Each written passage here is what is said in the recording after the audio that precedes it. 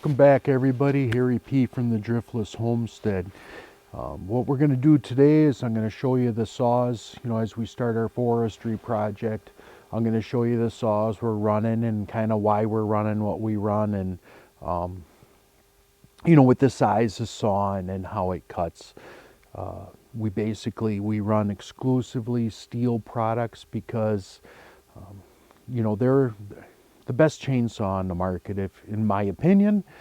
Let me know what you guys are running in the comments down below on what your thoughts are. But I've got a couple of these saws we've had for a long time and haven't had to dump much money into them to keep them going. And basically, in my opinion as well, anything that's painted orange and has a Stihl name on there, whether they make it or they search it out, it's because it's the best product available. And then, they'll get into some type of agreement where they paint it orange and put their name on it. But, I find it very hard to believe that you would buy one of their products and be dissatisfied with it. So let me show you the saws we're running, and I'll kind of explain to you what they are and how we got to where we are, and got a special little treat for you at the end. This is a MS 250. I was running to cut down the weed trees, the ironwoods and the muscle woods and stuff like that. It runs 1/4 inch chain, so with the smaller motor, it's able to cut through quite a bit because of there's not a lot of demands with the 1/4 inch chain versus the 3/8 chain. So this has been a pretty good saw for us. As you can tell, it looks like it's old because we've had it for quite a while, probably at least 10 years. Here's another saw. It was purchased about the same time. A little bit bigger, has a 3/8 chain. This is the 024. And this one we probably had for quite a while as well. Here's an 026 running, once again, the 3/8 inch chain. These lighter saws would be for our forestry project, doing the release cuts with the weed trees, the ironwoods and the musclewoods. This one here, this 034, this was my go-to saw for over 20 years. I bought this saw used for $200, and it has just been incredible. An incredible saw.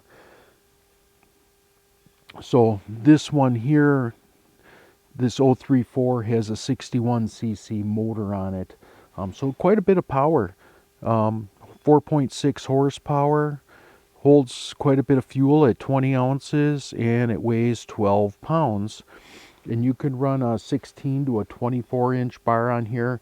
So you could put a little bigger bar on here and get cut a little bit bigger wood.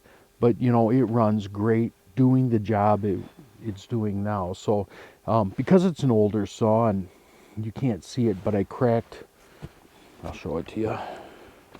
I did crack the plastic on it, so at some point in time its life will end just from use.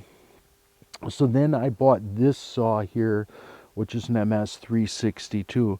The 362 is a 59cc saw, so they're almost the same saws as far as horsepower goes. 4.7 versus 4.6. Same 20 ounces of fuel. And then the bar, I don't know why the bar length would be different on this, but Stihl says you could put from 16 to a 25 inch bar on here. When I bought this saw, it came with a 25 inch bar, and I tried cutting some trees down, some larger trees that were in the saw's class, and with the 25 inch bar, and it was doggy, to be honest with you. It didn't have the power to drive that 25 inch bar. So I downsized and put on this 16 inch bar, kind of made it my firewood saw. There's a reason why I picked the 16 inch bar, is so I could use it to measure out my wood, which we'll get to in another video. And the saw runs phenomenal now with this smaller bar on here. So it was, these chains and these bars on these saws are kind of like your 10-speed bicycle. You know, the sprocket that drives them is the same size, but when you make the chain shorter, that link has a shorter distance before it gets back to the drive chain, so it increases your chain speed with a shorter bar, so it cuts faster, better, you know. So it's a good idea to, if you think that your saw is lumbering a little bit through wood, is to just downsize the bar a little bit and go from there.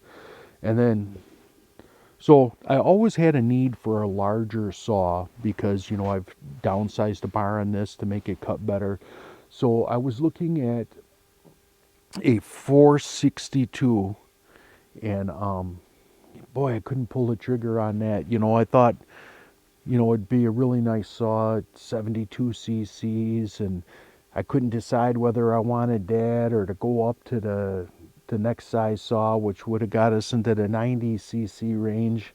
And I couldn't pull the trigger. You know, couldn't make up my mind if I wanted that big a saw or what to do, or, you know.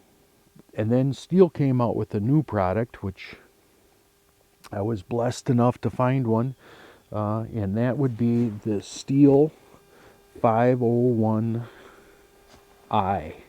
right here. These are in very short supply. They've had them out for over a year now in Europe. They're just starting to come to the United States. I got a smaller bar with this saw, and then I took the older 25-inch bar and put it on here. So the 501i, which is, I don't know if they've decided or not, they put the I on there, but it's what it is it's electronically fuel injected. So this saw, whether you're running at altitude or low, whether you're running in the summertime or wintertime, this saw is making decisions of how to do the fuel air mixture to get the saw to perform its best. You know, if you remember back, before a fuel injection in cars, you used to have to press the gas pedal to set the choke and then start the car, and sometimes it was kind of hard and people would pump it to start it. And you know, you look at these other chainsaws, and if you've ever run a chainsaw in any kind of changing weather conditions, you know, you've got this where you choke it, you know, you choke it too much, you flood it out, then you got to leave it sit. And in Wisconsin, you know, it gets kind of cold here in the wintertime when we run our forestry projects. And, you know, it's kind of hard to decide, well, I just filled up the saw, is it hot enough? I don't need to choke it. You don't want to flood it out. So this fuel injection, this electronic fuel injection, the saw does all the work for you. There's not even a choke on there. There's that a pump button on there that you set the pressure, you know, pump it up so it start it, and you just pull the thing and it goes. So next video here, I'm going to run a little bit of the 501, trying to break it in. I'll probably run a couple tanks of gas through it, and then once I start using it, I'll show it to you again and show you tell you where I'm at on it. And then probably by the end of forestry season, I'll do a full-blown review on this. This saw was not cheap. This was $1,400 worth of saw. It came with a full wrap handle, you know, so I'm kind of excited about using that as well. Another thing about this saw is the air cleaner. It's a really big air cleaner, which is going to allow you more use on it before it goes bad. Some of these other saws I've got have this little tiny air cleaner, and it's a flocked air cleaner, and they really get dirty quick. And you know, it affects the because they're carbureted saws. When the air cleaner gets dirty, it's like throwing the choke on, and it'll increase your fuel mixture, and then eventually the saw will run bad. I'll show you one of these flocked air filters here.